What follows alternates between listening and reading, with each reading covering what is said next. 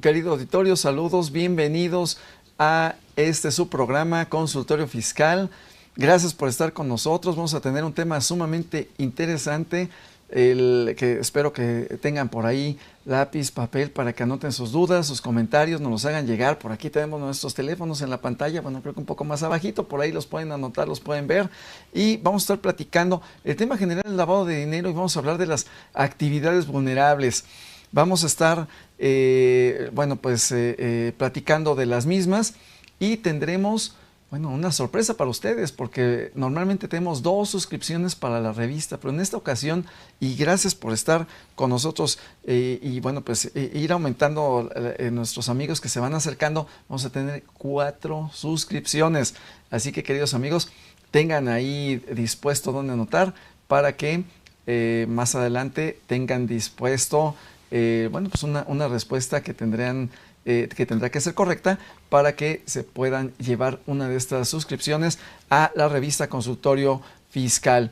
Recuerden, nuestros números en pantalla son los que tendrán que estar marcando. Y volvemos en un momento, no se vayan, prepárense, vamos a platicar de las actividades vulnerables y el lavado de dinero. Gracias por estar con nosotros.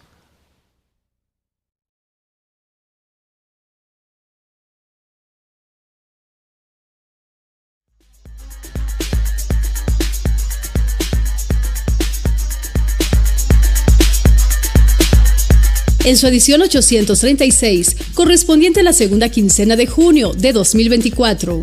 Consultorio Fiscal, como siempre, presenta interesantes artículos de corte fiscal, jurídico, laboral, contable financiero y de prevención de lavado de dinero. El importante tema de la disminución del coeficiente de utilidad para determinar los pagos provisionales de ISR 2024 es abordado por Arturo Morales Armenta y Juan Carlos Victorio Domínguez, quienes nos ofrecen un artículo teórico práctico, incluyendo los detalles para presentación en línea. Por su parte, Carlos Alberto Burgoa Toledo analiza todo lo referente a la Ley General de Mecanismos Alternativos de Solución de Controversias, haciendo énfasis en su relación con los acuerdos conclusivos y en su evidente importancia en materia tributaria, pronósticos a futuro y expectativas para los contribuyentes. Mientras que José Alfredo Zaragoza Buendía expone lo más relevante de la publicación de la primera resolución de modificaciones a la Resolución Miscelánea Fiscal para 2024, sus novedades y modificaciones a destacar.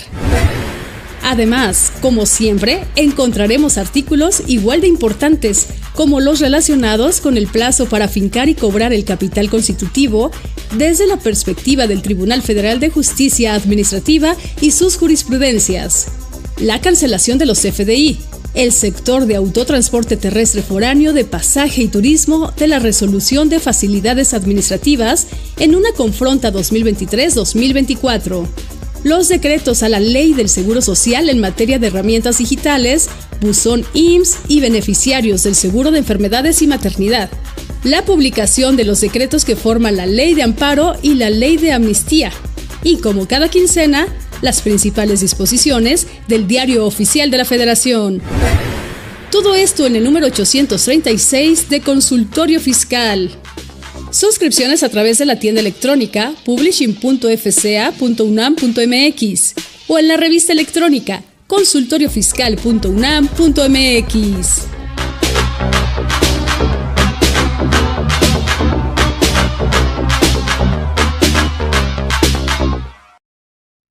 Querido auditorio, gracias por continuar con nosotros. Muchas gracias por el favor de su atención.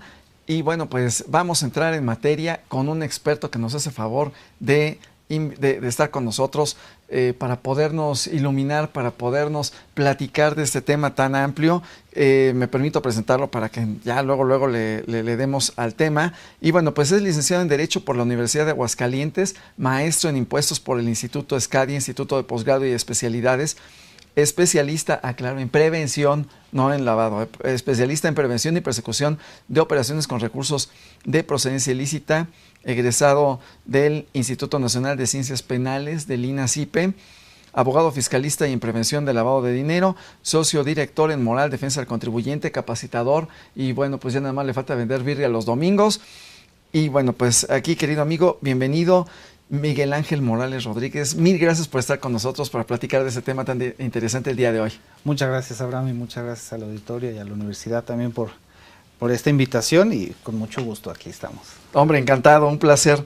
Y bueno, pues para nuestros amigos que tengan presente esta cuestión particular de lavado, que algunos tuvieron oportunidad de estar con nosotros el día de ayer, lo que fue en radio, pero bueno, pues ahora ya tanto los que están ahorita en redes sociales como los que nos verán en la televisión, también saludo cordial, y que recuerden que vamos a tener ahora 4 suscripciones para los que se integran un poquito más tarde y que tienen los números por ahí en pantalla. Bueno, pues ¿en qué consiste esta cuestión del lavado de dinero y qué son eso de las actividades vulnerables? ¿Por qué se da? ¿Con qué se come? ¿Quiénes son los sujetos? ¿O quiénes son las personas que a lo mejor sin saberlo los están cometiendo? Y decías también tras bambalinas, esas actividades vulnerables, actividades paranormales, dicen por... Bueno, aquí fue lo que dijo nuestro invitado. Y bueno, pues estas actividades que son peculiares, que nuestra ley las contempla para el caso mexicano particularmente, porque en otras latitudes pues contemplan cosas, algunas iguales y algunas diferentes. Entonces, bueno, pues adelante, mi querido amigo. Muchas gracias, Abraham. Bueno, aquí son 2 cosas de forma que tenemos que trabajar por separado. Lo que es el delito en sí, como lavado de dinero u operaciones con recursos de procedencia ilícita, y ya las actividades vulnerables o la prevención del lavado de dinero. Estas obligaciones que tienen que cumplir los sujetos obligados, que vamos a hablar quiénes son ellos en su momento. Sin embargo, tenemos que primero definir de manera general qué es el lavado de dinero, ¿no? Porque mucha gente a veces tiene esta noción o este pensamiento de que el lavado de dinero es nada más porque se usa efectivo, ¿no? O sea, en alguna taquería o en algún lugar de carnitas o lo que sea, como solo dice solo efectivo, aquí lavan dinero, ¿no? O sea, no se trata de eso. El delito de lavado de dinero es un delito que se le denomina un delito predicado o delito secundario, es decir, que depende de otro delito.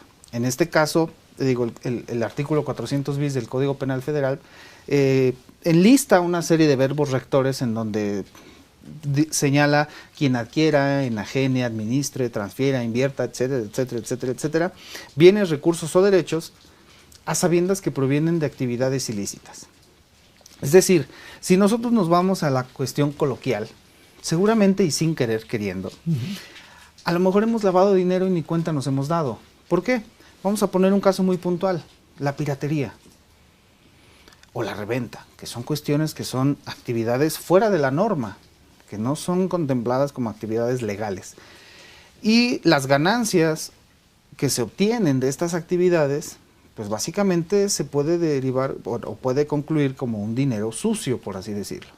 Entonces, si tú estás obteniendo recursos o estás obteniendo derechos o bienes de una actividad ilícita, pues básicamente el que tú estés ese dinero integrándolo al sistema financiero o a la economía mexicana, a la economía nacional, pues es básicamente eso. El lavado de dinero, por eso se le denomina así.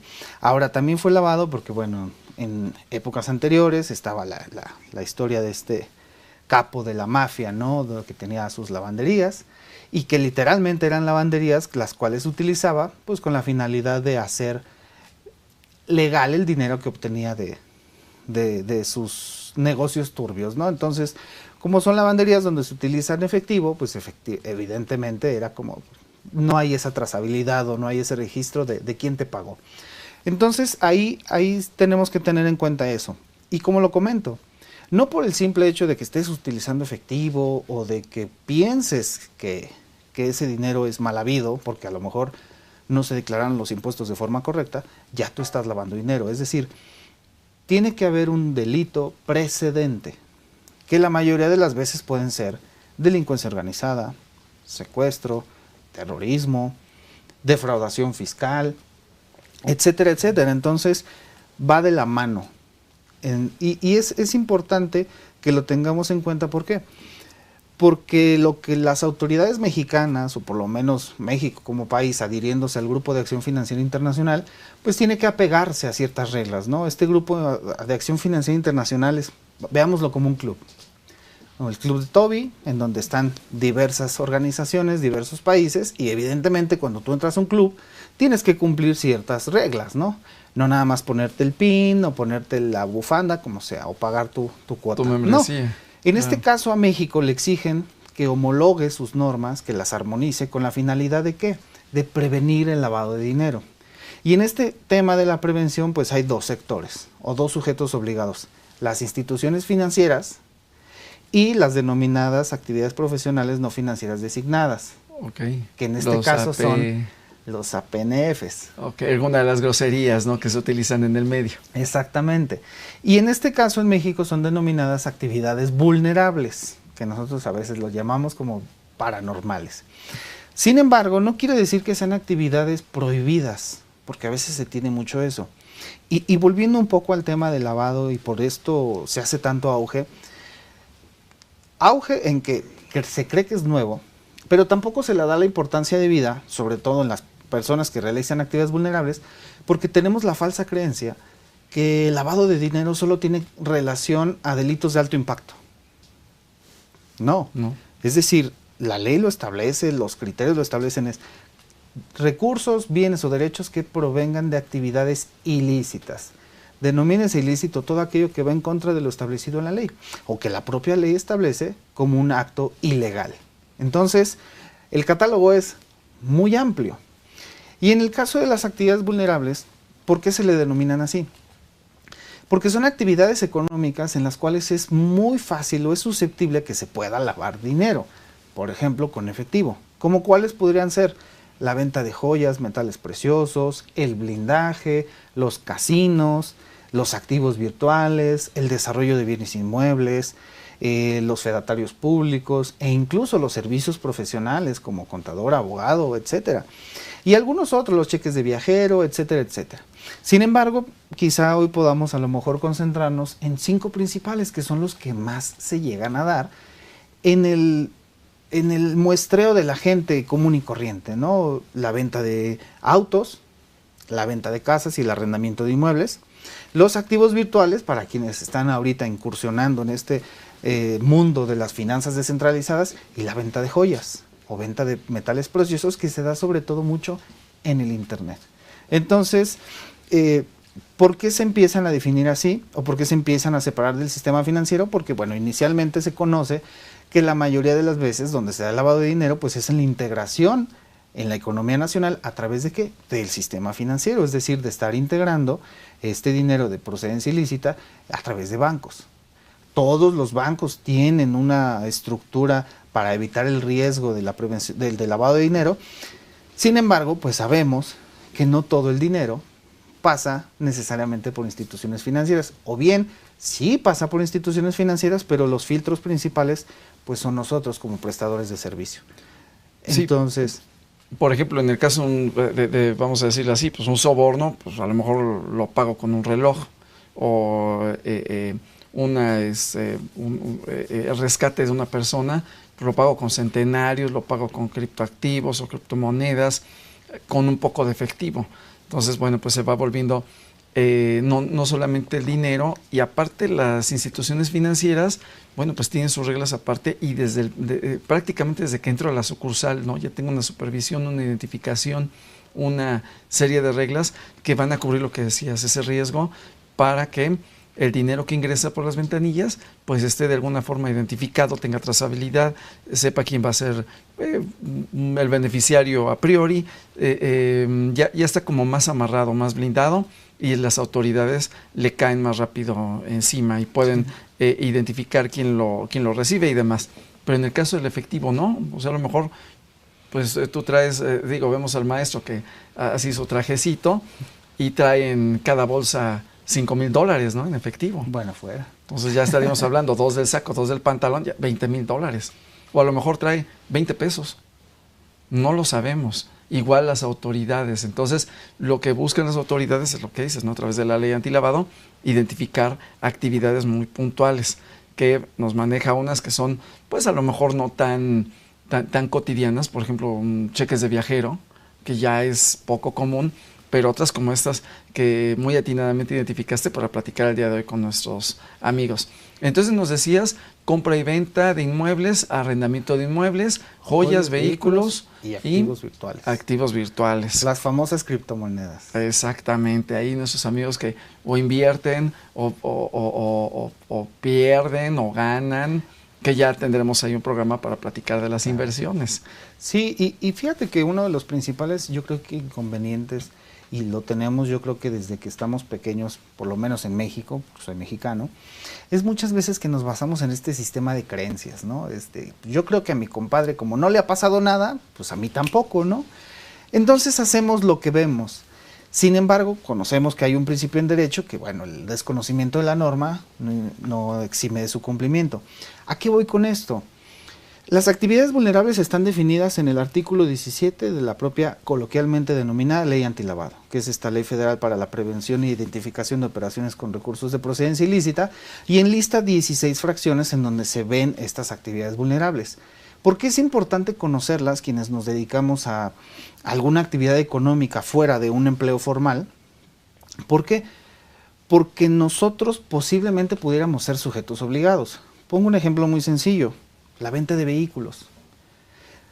¿Quiénes podrían considerarse sujetos obligados en actividad vulnerable? Pues quienes lo hagan de forma profesional o habitual, ¿no? Y aquí entran dos palabras muy importantes, porque a lo mejor alguno pensaría, yo vendo carros. No necesito una profesión para vender carros, no necesito un título. Entonces no. No, sí. Profesional o habitual, es decir, que lo hagas de forma cotidiana y que sea tu actividad económica preponderante, es decir, que a eso te dediques. Que viva de ello. Exacto. ¿Por qué? Porque hay personas que a lo mejor piensan, no, es que yo solo vendo carros los domingos en el tianguis de autos, no soy una concesionaria, yo no tengo por qué cumplir con la ley antilavado. No, espérate. Primero que nada, y aquí es donde entra el tema de las autoridades, es ¿qué autoridades van a revisar este tipo de situaciones o nos van a poner en cintura si hacemos algún incumplimiento? Primero que nada, bueno, la Secretaría de Hacienda y Crédito Público y estos dos órganos coadyuvantes, la Unidad de Inteligencia Financiera y el Servicio de Administración Tributaria, alias el satánico, ¿no? Al que mucha gente le tenemos miedo. Sin embargo, a veces la UIF, pues es como ese monstruo que nadie lo ve, pero cuando se te cae, bonita situación. Entonces, aquí es, primero que nada, es una invitación a quienes tengan una actividad económica de manera independiente, primero que identifique si la actividad que realiza puede caer en una actividad vulnerable, que lo haga de forma habitual o profesional, y más importante, que también esté en cumplimiento con sus demás obligaciones. Por ejemplo, que esté dado de alta en el RFC, que esté en cumplimiento con sus obligaciones fiscales y que esté haciendo el pago de sus impuestos. Entonces, en el caso de la venta de vehículos, pues a lo mejor Juan Pérez dice, no, pues es que yo no tengo que dar aviso, yo no tengo que hacer expedientes porque yo no soy una concesionaria. Error. Te dedicas a una cuestión habitual, no estás dado de alta, no tienes pagos de impuestos, vas a tener doble problema. ¿Por qué? Porque a lo mejor sí se podría estar dando lavado de dinero por el delito precedente de defraudación fiscal equiparable. Que sabemos que para que se dé la defraudación fiscal equiparable, con que declares menos de lo realmente obtenido o no presentes tus declaraciones y pago de impuesto en un periodo mayor a 12 meses. Entonces, ¿cuántos crees que estén en esos supuestos, no? O sea, no necesitas ni siquiera estar tratando con efectivo o con actividades paranormales, como lo decimos. Entonces, sí es importante que los podamos ir identificando. ¿E identificar para qué? No nada más para decir, a lo mejor sí yo soy una actividad vulnerable. No. Hay 3 obligaciones principales. ¿Por qué? Porque la ley, al establecer estas actividades, lo que hace o lo que busca es que nosotros como ciudadanía, como parte de esta economía nacional, ayudemos a la prevención del lavado de dinero. ¿Cómo? A través de la identificación del usuario o del cliente, el aviso de que el cliente realizó ciertas operaciones al superar un umbral, y sobre todo la prohibición de que se lleven a cabo ciertas actividades o la liquidación de ciertos bienes o derechos a través de efectivo o metales preciosos o divisas en este caso. Entonces esto yo creo que es lo que más se ha escuchado incluso en redes sociales, ¿no? Todo esto que dicen, no, es que tú no puedes comprar una casa mayor a $1,000,000 y pagar por un efectivo. Ok, ¿pero por qué? Bueno, No puedes comprar un carro, ya puedes llegar y decir con el maletín, a ver, véndame esta camioneta de 700,000 pesos y en puro en efectivo. Ya no se puede. Ahora, las concesionarias tienen muy fijado estas obligaciones. Las empresas que están haciendo de forma correcta tienen ya muy definidas estas obligaciones. Pero por eso es que nosotros como actividades paranormales sí. como actividades vulnerables, claro, evidentemente tenemos que llevar a cabo toda una serie de prevención de riesgos y sobre todo saber y conocer las obligaciones que nos competen. Yo lo comentaba en ocasiones anteriores, que veamos estas actividades vulnerables como si fueran otro tipo de regímenes fiscales. ¿A qué me refiero? En el ámbito fiscal, en el ámbito de impuestos, cuando una persona física tiene actividades económicas, evidentemente tiene que identificar cuál es su régimen fiscal idóneo. ¿Para qué? Para que pague los impuestos justos y para que cumpla sus obligaciones. Sin embargo, debemos conocer que cada régimen fiscal tiene obligaciones distintas. No es la misma obligación de una persona que arrenda bienes inmuebles a una persona con actividad empresarial, o una persona que enajene acciones en bolsa de valores a una persona con reciclo. No, son cosas totalmente distintas y en este caso es igual. Las actividades vulnerables, por ejemplo, aquí enlistamos 5, desarrollo de bienes inmuebles, arrendamiento, joyas, vehículos, activos virtuales, tienen obligaciones distintas y tienen umbrales distintos. ¿Por qué? Porque todo va con el perfil de la actividad. Y bueno, aquí en este caso, por ejemplo, podríamos señalar la principal, la identificación. Él conoce a tu cliente. ¿Para qué?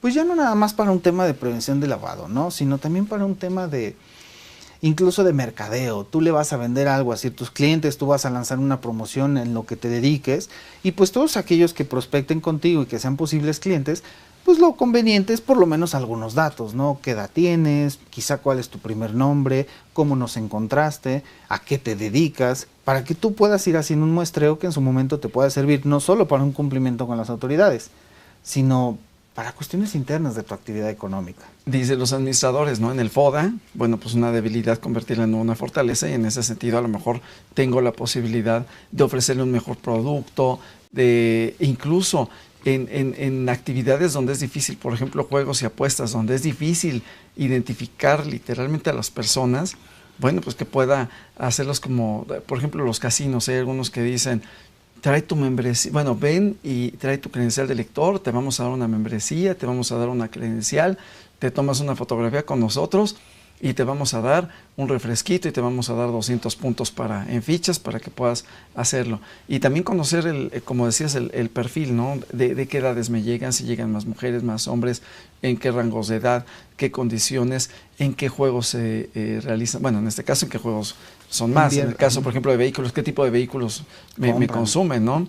Si son rojos, si son amarillos, qué rango de edad, las camionetas, quién me las compra más, si hombres y mujeres, si les gustan con las llantas gruesas, con blindaje, diríamos, bueno, pues eso me va a segregar muy específicamente mi mercado y voy a identificar pues quién va a ser mi cliente, e incluso para que a través de esto pues yo pueda tener previo a una, por ejemplo, en el caso del blindaje en particular, pues identificar si me estoy juntando con los que andan haciendo algunas actividades ya ilícitas per se. Entonces, bueno, pues también me ayuda, y también para tener control interno al final del día en esa identificación y manejo de las operaciones, pues tener esos manuales, esa organización, hacia adentro, esa capacitación a mi personal, por ejemplo a los agentes vendedores, ¿no? Tanto inmobiliario como de vehículos como el de joyas. Bueno, pues tener ese control y que sean capacitados y que sepan cómo van a vender, cómo me lo van a hacer, cómo resguardar la información, que también ese es otro tema en particular, porque ese lo identifico. Ok, por ejemplo, a lo mejor pues aquí ya hablamos del palmarés de nuestro invitado de lujo, ¿no? De aquí de Miguel Ángel Morales Rodríguez, pero bueno, pues simplemente cómo nos demuestra que se llama así. Que soy, ¿no? ¿Quién digo que soy? Exactamente, si se cambió, decías ayer, ¿qué tal si me cambié de nombre? Y ahora a lo mejor ya se llama Brian Kevin Donovan Dylan. O Micaela. Exacto, o Ángela. como mujer, ¿no? Entonces... Sí, el color rosita, ¿verdad? Claro, exacto. Claro.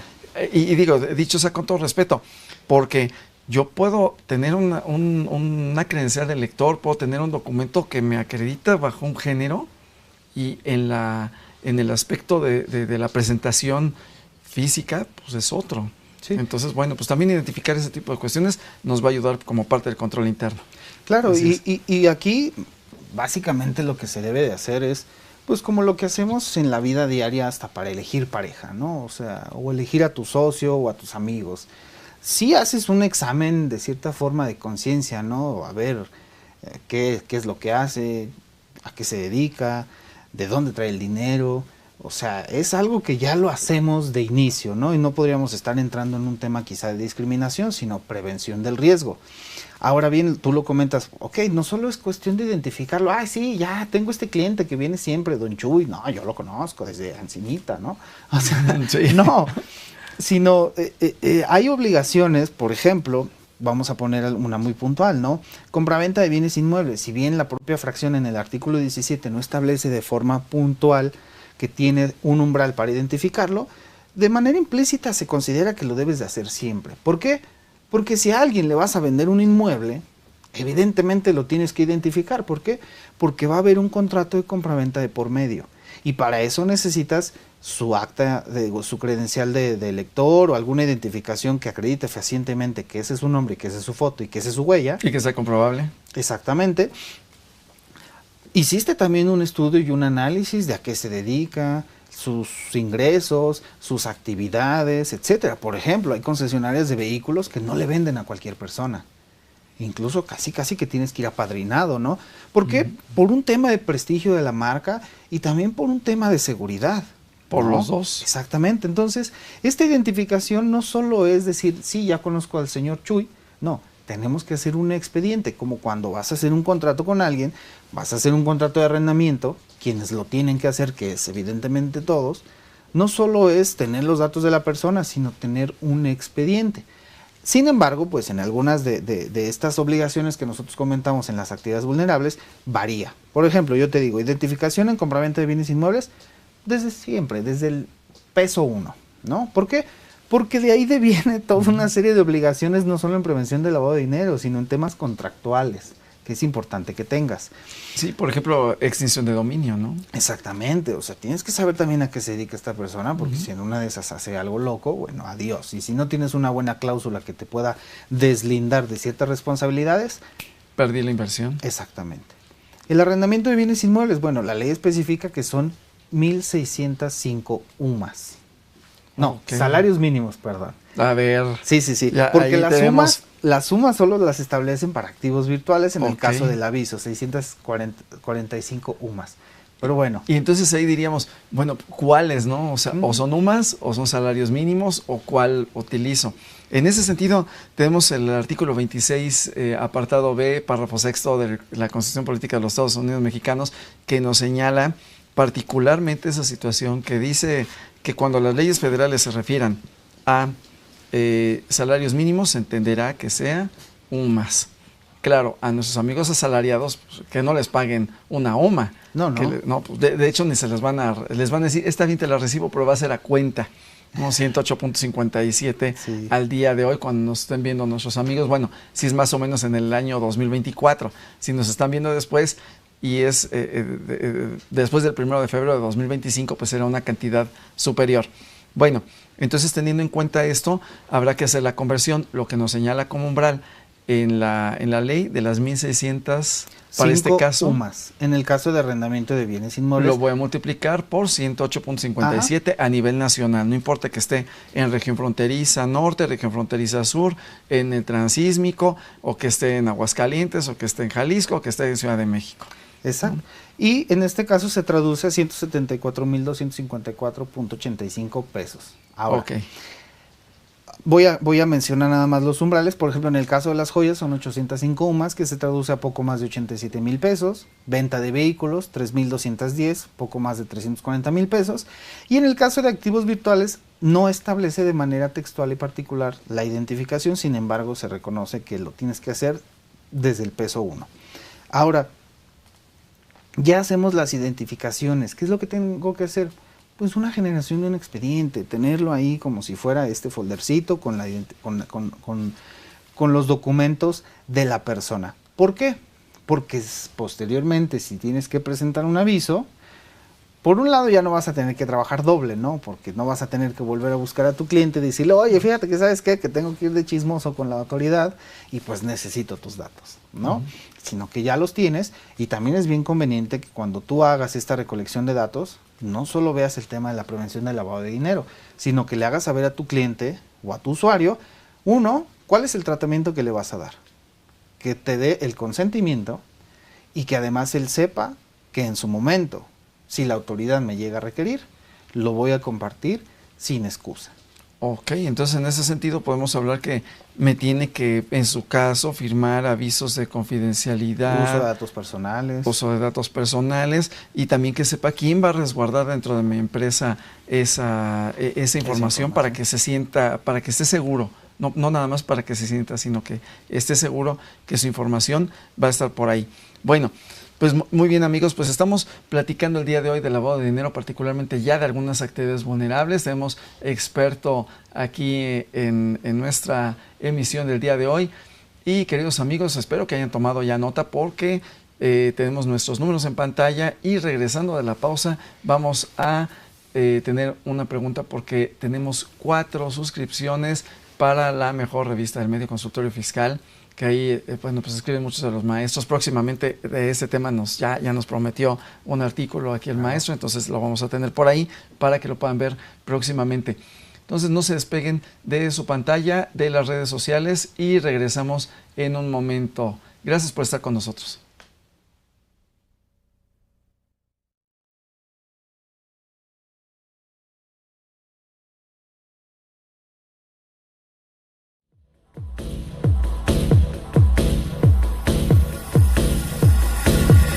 En Déficit, con José Silvestre Méndez.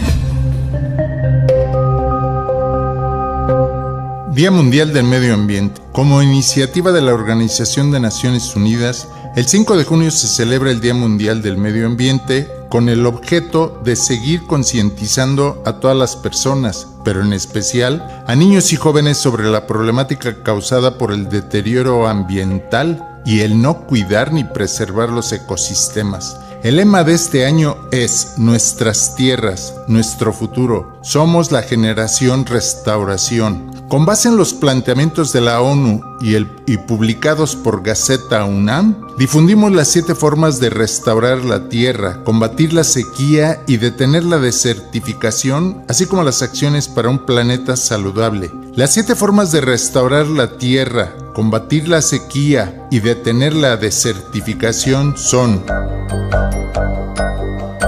1. Hacer que la agricultura sea sostenible. 2. Salvar el suelo. 3. Proteger a los polinizadores. 4. Restablecer los ecosistemas de agua dulce. 5. Renovar las zonas costeras y marinas, devolver la naturaleza a las ciudades y generar financiamiento para la restauración. Estamos a tiempo de restaurar la tierra y evitar la desertificación del planeta, que ya se presenta en varios países como el nuestro, donde más del 60% del territorio nacional padece sequía o alguna degradación de los suelos. Mucho que hacer. Aparte de concientizarnos, es urgente aplicar estas 7 formas para detener o disminuir la desertificación. Está en juego la existencia de la civilización humana. En lo que respecta a las acciones para un planeta saludable, de acuerdo con la ONU, son: ahorro de energía en casa, cambiar la fuente de energía de tu hogar, camina, anda en bicicleta o toma el transporte público, reducir, reutilizar, reparar y reciclar, come más vegetales, tirar menos comida, plantar especies nativas, limpiar tu entorno, haz que tu dinero cuente, comunícate. Muchas de estas acciones son aplicables de inmediato. Es cuestión de cambiar de actitud y de hábitos. Veamos, el consumo de energía de nuestras casas se puede disminuir de manera importante usando solo la necesaria. Recordemos que esta energía proviene principalmente de energías fósiles, gas y petróleo. Es tiempo de introducir calentadores solares, celdas solares y otras formas de energía solar en nuestras casas. También podemos captar agua de lluvia para riego de plantas y para sanitarios. Disminuir el uso del automóvil para bajar la emisión de gases de efecto invernadero y disminuir la huella ecológica que tanto daño hace a la atmósfera, incluidos el aire que respiramos. Debemos dejar de ser consumistas, comprar solo lo que usemos, no acumular mercancías como ropa que no usamos o usamos muy poco. Regalar la ropa usada a personas que las puedan aprovechar. Se trata de no desperdiciar. Es el caso de la comida. Se tira mucha comida, es decir, se desperdicia, cuando hay mucha gente que no tiene qué comer. Todos nuestros desperdicios, incluyendo electrónicos, pilas, desechos sanitarios que incrementan la huella ecológica y contribuyen a la degradación del ambiente, hay que reducirlos. Es necesario plantar especies vegetales nativas que permitan la existencia de más áreas verdes, sobre todo en las ciudades. Impulsar la forestación y reforestación con el objeto de restaurar bosques y selvas y salvar los que están en peligro de extinción. Debemos proteger todos los ecosistemas, todas las formas de vida animal y vegetal, porque de esta manera estamos protegiendo el ecosistema humano. Las acciones en contra del desastre climático es algo que nos concierne a todos. Hagámoslo y comuniquémoslo.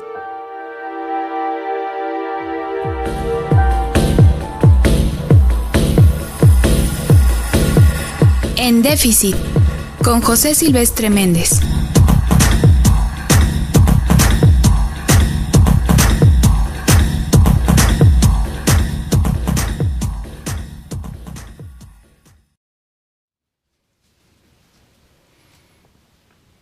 Gracias amigos por continuar con nosotros. Estamos platicando de lavado de dinero, particularmente de las actividades vulnerables.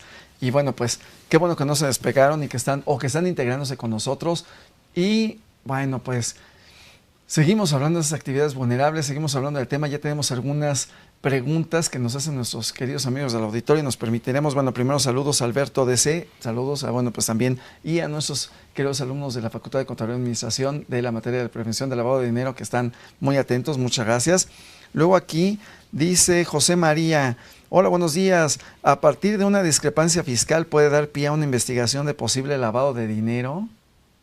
¿Qué diríamos, maestro? Sí. Ok.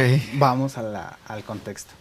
El Código Fiscal establece precisamente que el delito de prevención del lavado de dinero puede ser perseguido de forma simultánea con los demás delitos fiscales, contrabando, defraudación fiscal, enajenación o venta de facturas.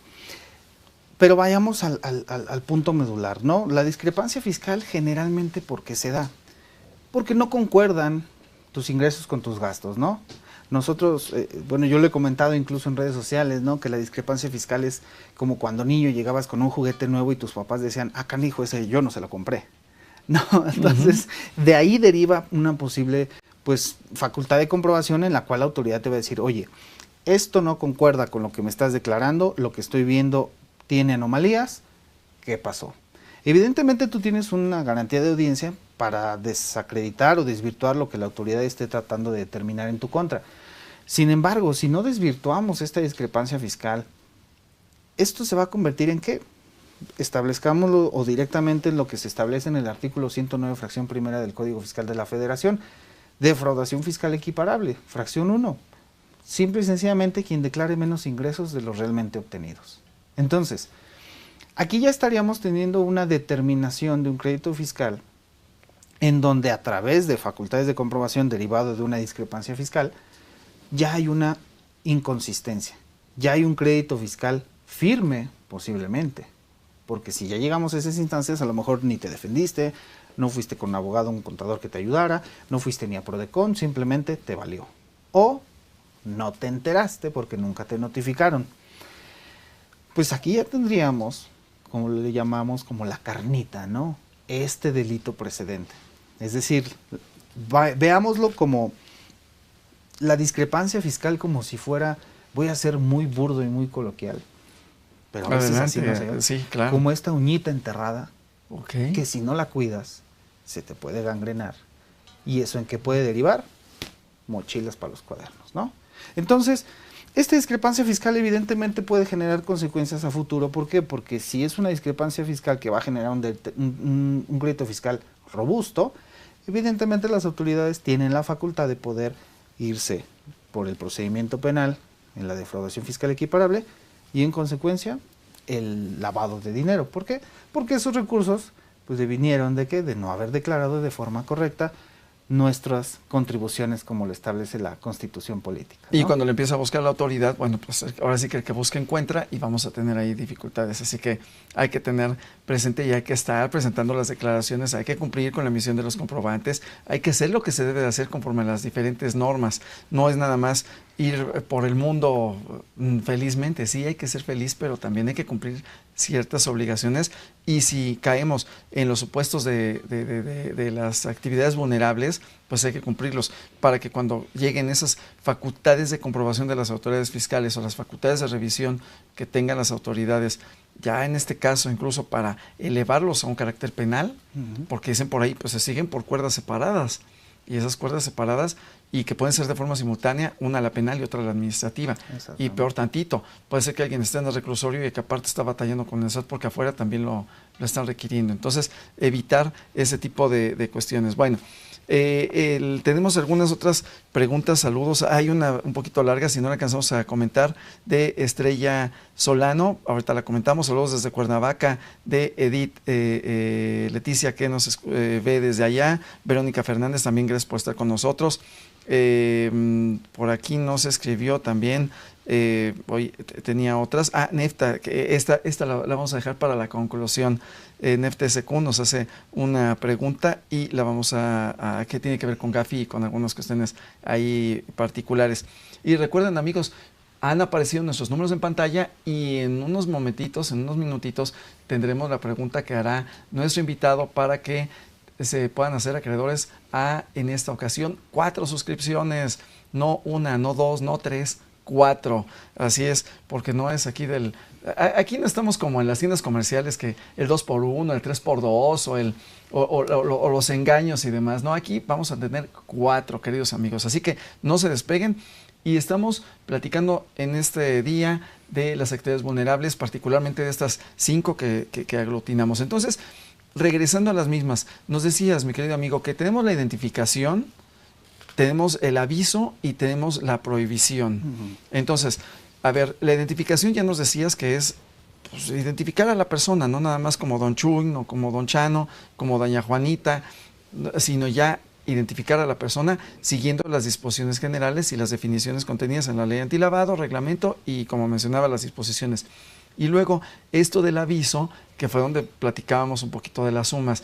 ¿Quiénes presentan los avisos y por qué? ¿Por qué se da la situación? Pues en estricto sentido los avisos los tienen que presentar todos los sujetos obligados. En este caso, instituciones financieras y actividades vulnerables. Sin embargo, también tenemos que recordar una de las recomendaciones de Gafi con relación a las operaciones inusuales, ¿no? Si bien a lo mejor no entra dentro del umbral, pero si se considera una operación inusual, sí tendríamos como que obligación de avisar. ¿Qué podría ser una operación inusual? Pues, por ejemplo, un cliente con el cual tú tienes identificado un cierto perfil que, vamos, a lo mejor no supera, por ejemplo, venta de vehículos. El aviso está considerado a las 6,420 UMAS, que son poco más de 690,000 pesos. Tú tienes identificado al cliente, pero a lo mejor es un cliente que tú sabes que no tiene un ingreso tan robusto como para poder llegar de pronto con 500,000 pesos y pagarte un carro de contado.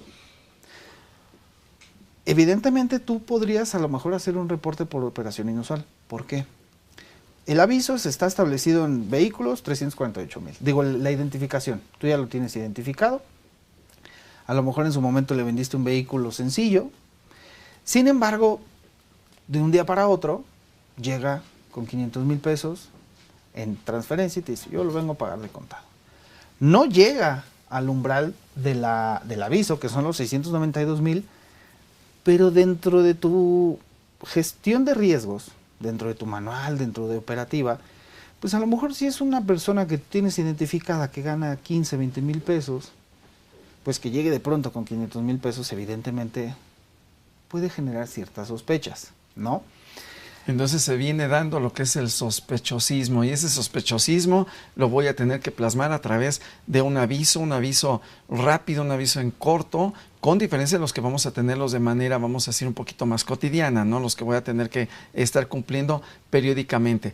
Bueno, eso por un lado. Y por otro lado, bueno, pues ya por aquí ya tiene la pregunta, ahorita se las va a hacer saber. Recuerden, nuestros números han aparecido en pantalla, ya ustedes tuvieron papelito, pluma, ya hicieron sus anotaciones, ya están listos como nuestro invitado, y también ya está listo nuestro invitado, ahora sí, para la pregunta. Venga, okay. De ahí, por favor. Fíjate que es una que me acordé mucho de cuando hicimos la especialidad. A ver. Que nos pudieran enlistar, tomando el artículo 400 bis del Código Penal Federal, que no se enlisten ni enumeren, sobre todo para saber exactamente si identifican todos los verbos rectores por los cuales se puede dar el lavado de dinero. Saludos al maestro Suárez Daza, ¿no? Saludos al maestro Suárez Daza. Y lo vamos a tener por aquí en breve, al maestro. Les doy una pista, las 3 primeras: adquiere, enajere y administre. Ok, entonces que enlisten y enumeren. Bueno, ¿cuántas? Porque son muchas, ¿cuántas? Ellos tienen que decirnos exactamente cuántas encontraron, y ahí es donde nosotros vamos a saber si le atinaron o no. Perfecto, ok. Entonces, queridos amigos, ya tienen la pregunta, enumeren y enlisten las actividades vulnerables, y ahorita, antes de que termine el programa, esperemos tener una vasta respuesta de ustedes para, bueno, pues decirles quiénes han ganado estas 4 suscripciones. Por eso es tan largo, sí. Por eso es tan largo, porque bueno, pues hay 4 suscripciones, así que ahí revisen. Dijo aquí el maestro el artículo 400 bis del Código Penal Federal. Así lo pueden descargar por ahí en una página sppld.sat.gov.mx. Ahí lo pueden descargar, o de leyes federales, es gratuito, le pueden echar un ojito. Si están en su teléfono móvil, en algún dispositivo, lo pueden ver, o si están en algún lugar donde lo puedan ver o descargar, o tienen su prontuario, bueno, pues también lo pueden hacer. Muy bien. Bueno, pues regresemos entonces al aviso que tuvimos, el del sospechosismo, al que establece puntualmente la norma, ¿no? Así es, y al que se da a partir de que tengo una operación como rara, algo que no me llama la atención. Dicen por ahí algunos, por ejemplo, los biólogos, los veterinarios, dicen, pues somos animales de costumbres. Entonces, si no hay una coherencia con el perfil transaccional que habitualmente presento para el proveedor, pues se levanta. Sí, una alerta, ¿no? Así es. Y esto no generaría más que a lo mejor la propia autoridad revise para ver si hay armonía en esto, ¿no? Lo vemos en el tema fiscal, artículo 55 de la propia ley del impuesto sobre la renta, que establece esta obligación de todas las instituciones financieras de darle aviso a las autoridades cuando un cuentaviente superó los 15,000 pesos de depósitos en efectivo al mes. Si tú los estás declarando y no tienes ningún lío, la autoridad simplemente lo va a revisar, no pasó nada. Lo va a cotejar y listo. Me está declarando, no pasa nada. Sí, porque de repente es como recurrente en el mes de junio de cada año que dicen, es que ya está cobrando impuesto por los depósitos en efectivo.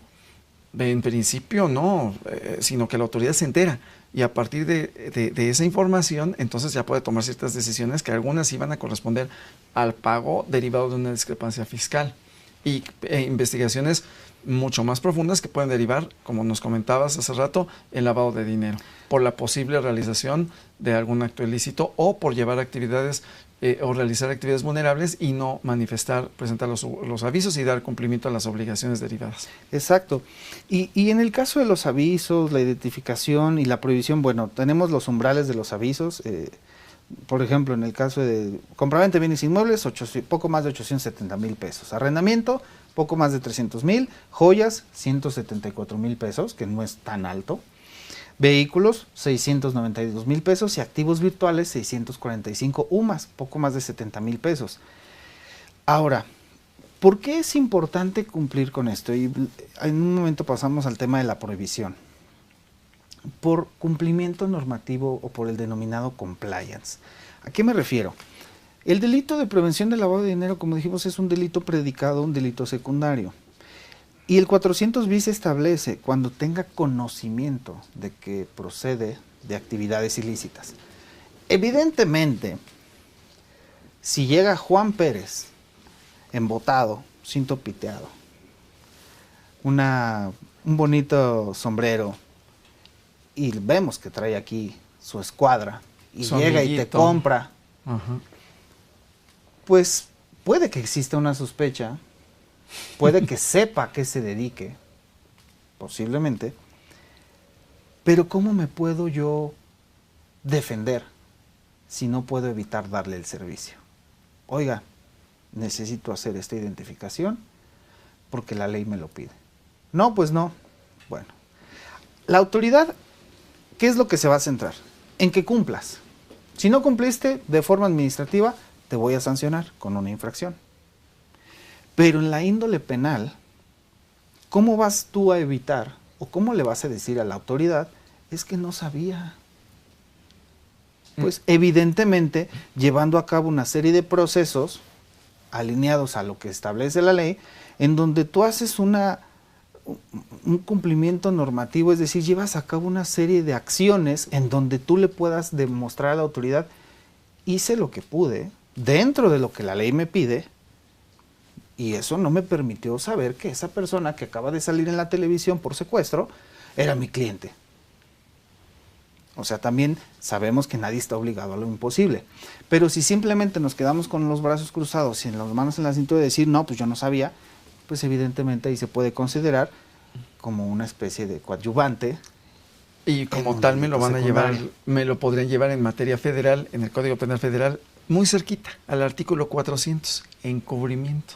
Exactamente. Y ahí va a estar el detalle donde vamos a caer en el tipo correspondiente, porque a lo mejor no tenemos alguno de los verbos rectores de lavado, porque al final del día lo podemos mover, pero al no mover un dedo, van a decir, bueno, pues por acción o por omisión, estás encubriendo a esta persona que ha cometido una serie de delitos. Sí, porque Entonces, principalmente lo establece dándoles también un poco de ayuda a los que nos escuchan para la pregunta. Simplemente algunos de los verbos rectores que establece el propio Código Penal Federal son quien dé, quien reciba, quien transfiera, quien invierta o quien administre. Quien cambie, quien transforme. Exacto. Entonces, si se dan cuenta, son una serie de verbos rectores los cuales te pueden suponer una situación de delito de lavado de dinero. Entonces, el ser una actividad vulnerable no solamente te va a implicar obligaciones administrativas que tienes que ir cumpliendo, que tienes que ir haciendo de manera formal, porque bueno, ya eres un adulto independiente, ya pusiste tu negocio, ya no nada más se trata de hacer dinero, hay que cuidarnos de todo lo que conlleva ser un adulto independiente, que en este caso es, si tú eres una actividad vulnerable o eres un sujeto obligado que realice una actividad vulnerable, tengo que identificar cuál es el umbral de identificación en mi actividad. Tengo que identificar cuál es el umbral de aviso para mi actividad. Y no menos importante, la prohibición para que me paguen en efectivo, divisas o metales preciosos que se establece en el propio artículo 32 de esta ley antilavado, coloquialmente denominada. Aquí, en el caso del aviso, particularmente, bueno, dirían nosotros, aquí hay que tener en cuenta que nuestros amigos tienen que inscribirse, no por inscribirse al RFC van a estar en automático. Ahí, ¿qué es lo que tienen que hacer así rápidamente? Bueno, principalmente pueden entrar directamente en el buscador, le ponen portal antilavado, así literalmente. Sí, o el SPPLD. Ajá, y te va a mandar en donde tú, con tu e-firma y tu registro, vas a hacer un registro como si lo hicieras en el propio RFC. Sin embargo, en el caso puntual de los activos virtuales, hay una obligación extra que está establecida en las reglas de carácter general en el artículo 10 bis del capítulo 2 bis, que establece que previo al alta en el portal antilavado tienes que hacer un proceso físico en donde tienes que acercarte a la unidad desconcentrada para hacer el señalamiento que tú te dedicas a la operación de activos virtuales. Pero ojo, aquí tenemos que definir cuándo eres sujeto obligado y volvemos a lo que comentábamos. Si tú eres una persona que se dedica a la compra de activos virtuales para lo que se denomina el holdeo, pues voy a invertir, voy a comprar Bitcoin para largo plazo, no eres una persona que lo hace de forma habitual o profesional. A lo mejor compras habitualmente porque te hiciste el hábito de comprar cada quincena 100 pesos, 1000 pesos de Bitcoin. Sin embargo, no estás haciéndolo como una actividad económica para obtener un ingreso con el público en general. Es una inversión, es comprar un bien, adquirir un bien a futuro.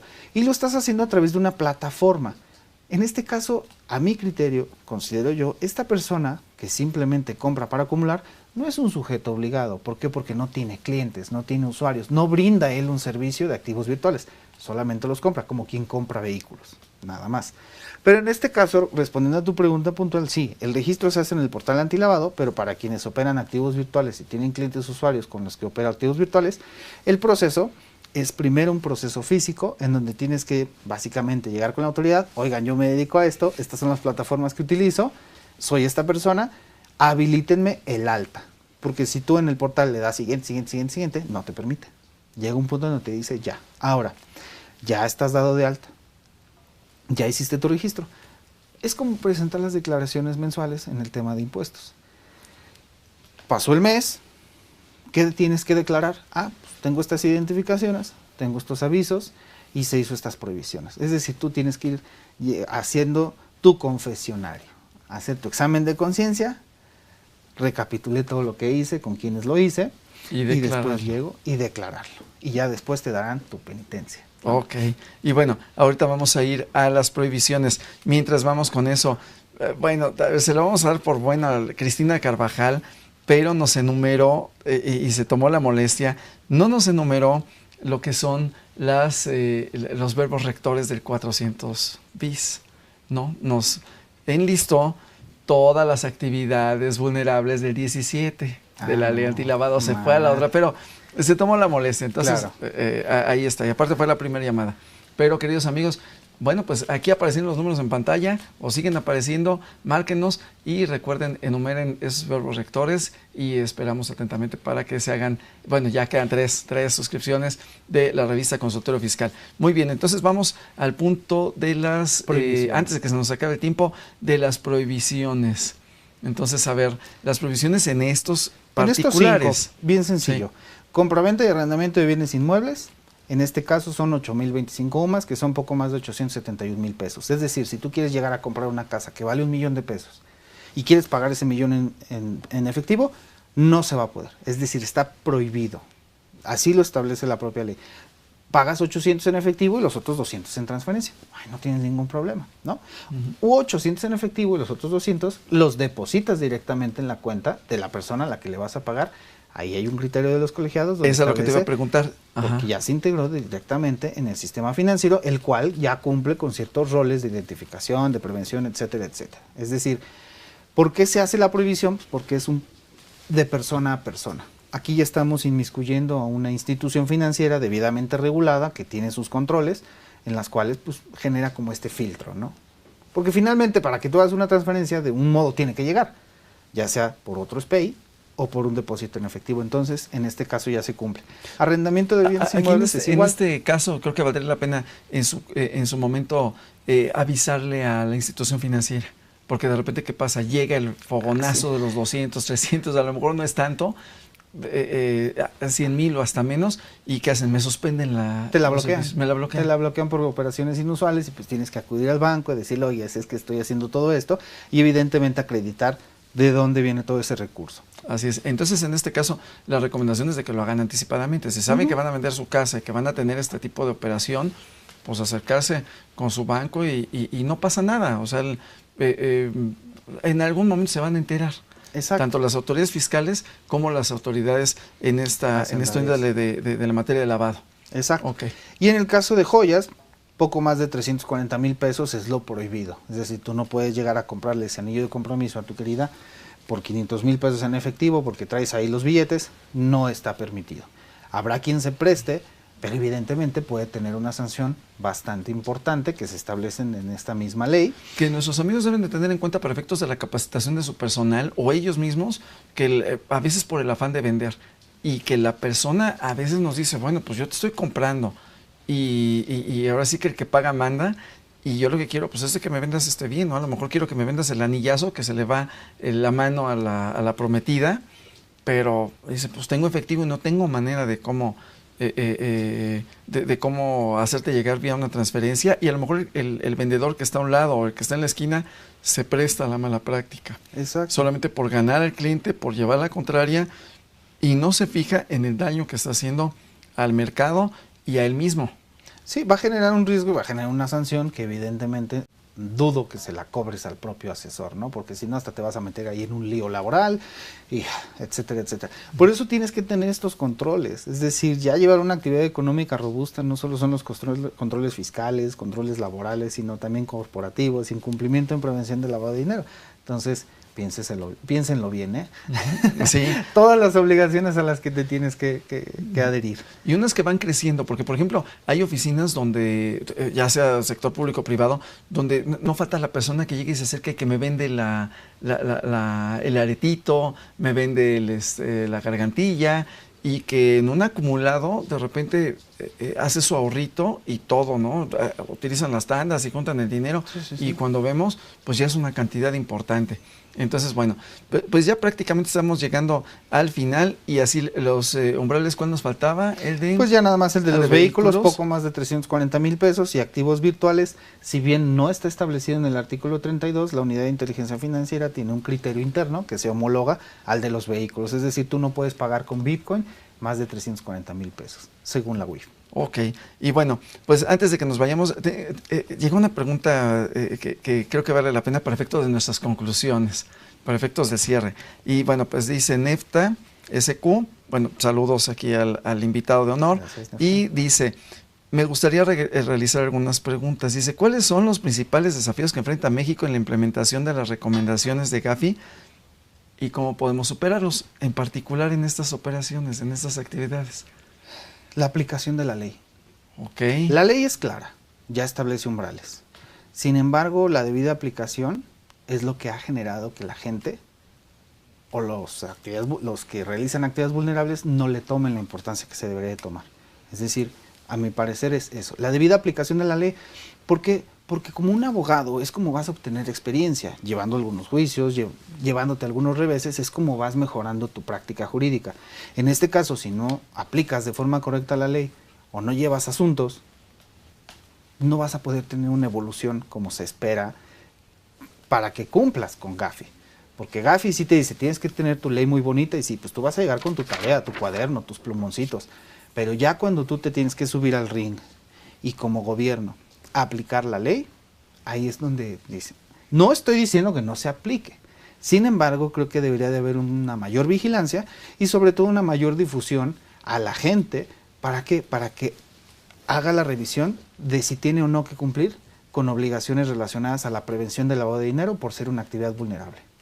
Ok, entonces bueno, pues ya nuestros amigos aquí ya tienen que observar la norma, tienen que acercarse, recuerden, pueden acercarse a la Secretaría de Hacienda y Crédito Público, al Servicio de Administración Tributaria, incluso, bueno, pues tenemos asesoría fiscal gratuita acá en la Facultad de Contaduría y Administración de la UNAM en Ciudad Universitaria, también pueden acercarse con todo gusto, y bueno, pues lo importante es cumplir la ley, y bueno, pues queremos agradecerles muchísimo a nuestro invitado de honor, muchísimas gracias por estar con nosotros. Agradecer su participación, su colaboración, sus llamadas telefónicas y sus mensajes. Y bueno, su audiencia, invitándolos a ver la siguiente emisión de Consultorio Fiscal con el tema Informe de Gestión del SAT. Y bien, recuerde cuidar mucho su salud física, pero sobre todo su salud fiscal. Gracias por estar con nosotros. Tengan una excelente jornada y los esperamos pronto. Hasta luego.